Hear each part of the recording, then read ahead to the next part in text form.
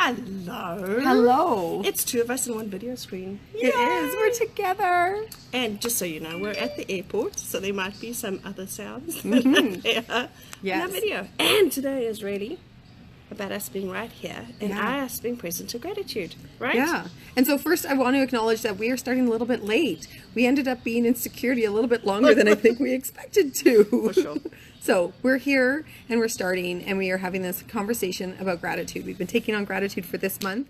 Last week we were looking at gratitude as a family, like looking in the family with your family. What are you grateful for? What makes your family your family? What makes your family unique and yours? And like it's like your family's almost like its own entity that's been your creation. Each of your children and your partner and you and all the important people in your family have made up this family, and you've created it in this really distinct, expressed way, and it's yours. And it's really great to acknowledge it and notice all the nuances that make it special and unique and yours. And so that's what we were really up to last week. And it was really interesting. You go ahead. Yeah. Well, it was really interesting. I was like, oh, sorry. The camera's going to be on me too. Okay.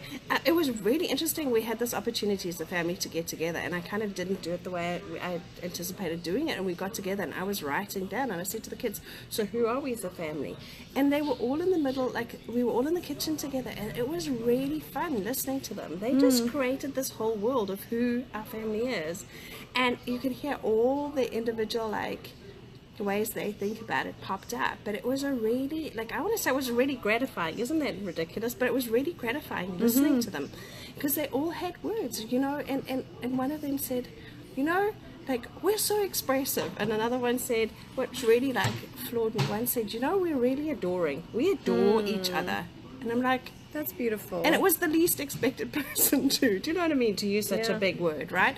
And it was so clear, like, how we're unique and how like everybody's up to something. It was just a really lovely experience. And then when Adrian came home, we shared that with him, and he actually got to just sink immediately into it. It was like there was already this space, right? Yeah. And then we wrote gratitude notes for each person, and it was so moving. Like, everybody got seen and heard, and it was really this experience of us, and it didn't take very long, you know, and we just got this experience of being together and loving each other, and no matter what, you know, this is us. We're a family, and my kids are getting bigger, and the girlfriends are coming to stay on the summer. You know what I mean? I can see the pull to something completely new and different, but right in that moment, we got to be family together. Yeah. Okay, what about for you? That's awesome. Well, this week was interesting. It didn't go as planned, in the sense that I was really looking to create like a family unit together, and all of us taking it on in one conversation.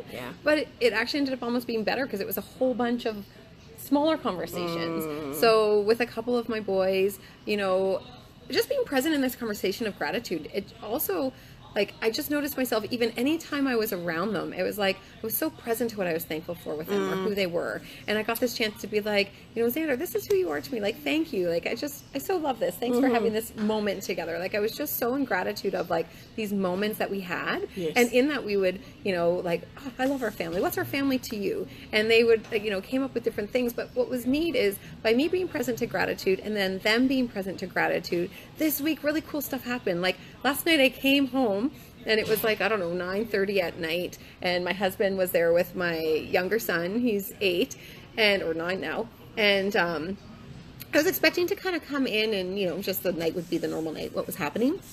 And I came up the driveway and I just heard a whole bunch of voices. And it was my 20-year-old son and his 4 friends in the hot tub with my 9-year-old son. And like, they were just so including him in everything they were doing, and they were just playing, and they were just so grateful for each other. Like, my oldest was like, wow, no, I really love Reed, and I really want to spend that time with him, and I'm just really grateful for him, and that we get to be brothers.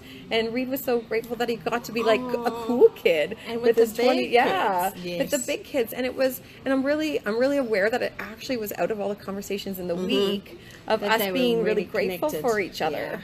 And like, it just, they've been showing up. Like my one son, Ren, like, he's 14 or 15 almost. And like, he came over and he was like, can I take the brothers for a swim? Like, you know, again. And it's just, they're just this interconnection that happens when they're present to who, like, what they're grateful for each other. For sure. Yeah. And I just think it's so fabulous because oftentimes, especially as parents, and if we have, you know, multiple children, siblings, it can be sometimes, and they can really, you know, living in the same house, they can grate at each other, and we can be so focused on what's wrong or the differences and the things that keep us apart, and it can really cause the upset and the frustration. But when we can like really use these tools and these spaces and these little games to just make space and room and like make it important that we're like thankful for each other and we're focusing on what is working, we're focusing on the special things, it like it shifts entire relationships, it entirely renewally shapes it. And I love that. Because you have real evidence of that, right? Because like that's not how their relationship was a couple weeks ago. Wow. And it's all out of gratitude. And so it's like, you know, for that sibling rivalry aspect, if you're dealing with it, like sprinkle some gratitude in, just play with it. And see what starts showing up, because I'm just blown away. And it's, hands down, like I can see the contentedness that there is in our house too. Do you know what I mean? And just, like there's been so little grating, you know? And even if there has been, it's been from this other space. Yeah, you know? like you can still be annoyed with each other, but it's not that, like, you are this person I don't want to be with. It's like, wow, actually I still have like thankfulness that you're my brother or my sister or my sibling. And it's been lovely. It's been lovely. Yeah. So this week we have another aspect of gratitude to take on. And I'm really connected to this one. Then how about you take it away and share it? I would love to. So today what we're really taking on is gratitude as a lifeline. And I want to share like where this is so clear for me. So when a number of years ago, my mum had an op to remove her outer ear because she had cancer in her ear. And it was devastating. She bled out, and literally we were told we'd be very lucky if she survived through the night. And it was really devastating. It was devastating for all of us. And my dad was staying with us at the time, and it was really devastating. I don't even know how to tell you. Like, it felt like the bottom fell out of my world. And I remember so clearly the only thing that kept me sane was the tiny moments of being grateful. So finding a parking spot right outside of the shop, and I would be grateful for that tiny thing. And I would feel blessed in that moment. That's something, and it was literally thankful for every little thing that appeared in my life, you know, that wasn't my mom dying, you know. And what was brilliant is that experience I shared with my sister when she had cancer. And she was really struggling. She was so struggling. And I said to you know, this was the one thing that I could do that made a difference in my everyday life. And it's so powerful because it turned her journey around.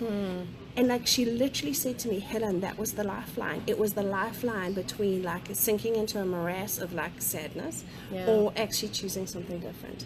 And what was beautiful about it is she then went on and shared it. Like she bumped into people in the grocery store, and when she shared, like, this is what I'm taking on, they were inspired, you know? Like whatever they were dealing with.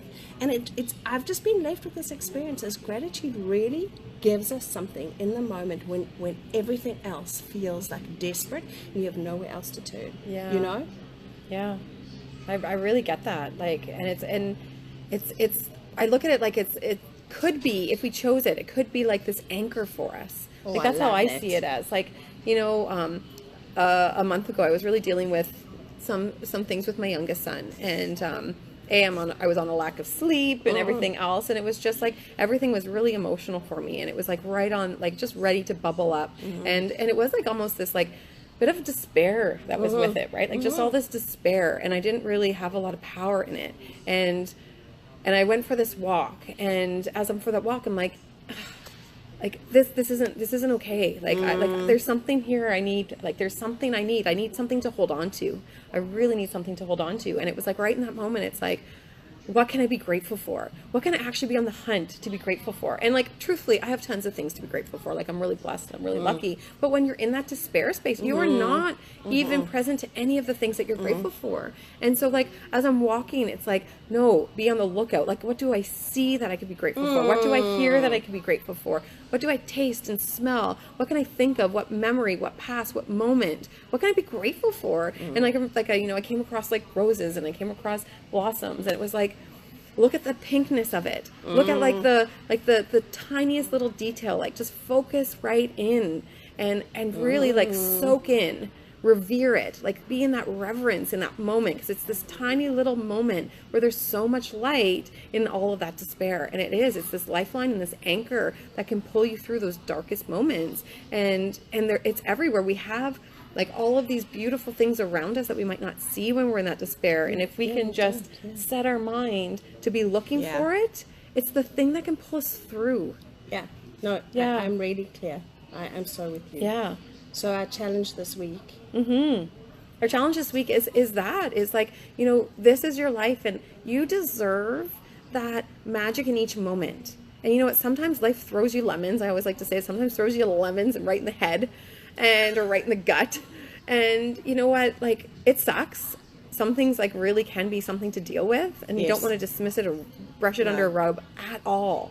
And you deserve that like magic moment, that magic in that moment for you. And like, gratitude's that access to it. You get to be on the hunt for it. So like, the challenge this week is in your day, and you can make it like times of your day. I like to put alarms on and have walking chimes. I love my alarms where like an alarm will go off every hour, and when that alarm goes off, it just triggers my brain to be like, what right now could I be really grateful for? And I look around and I'll scan the room, and I'll see a beautiful painting, or I'll listen to some kids laughing in the background, or I'll just think of a memory that was really special to me. And that's the game I like to play, is by putting on chimes and doing that alarm. And I really like. That's actually my favorite game around this. It's like, when I'm not being like present, is to actually create an external thing, right? And like, for me, what I'm taking on again is alarms this week, because I notice it goes together. We're going to be alarm girls. But I really notice, right? Like, it's so easy to get like heavy about stuff, right? And that's not, when you're being grateful, you're actually not. You don't have that experience of being heavy, right? No. Yeah. Awesome. Okay. So this week, gratitude gets to be your lifeline. If you're ever dealing with something, you always have this tool. So this week we're doing the practice. We're like building our gratitude muscle, so it's accessible for us, so that when you are ever dealing with something, this is here available to you. So let's play with gratitude as our lifeline. Awesome. Okay. Love you. Love you. Bye. Bye.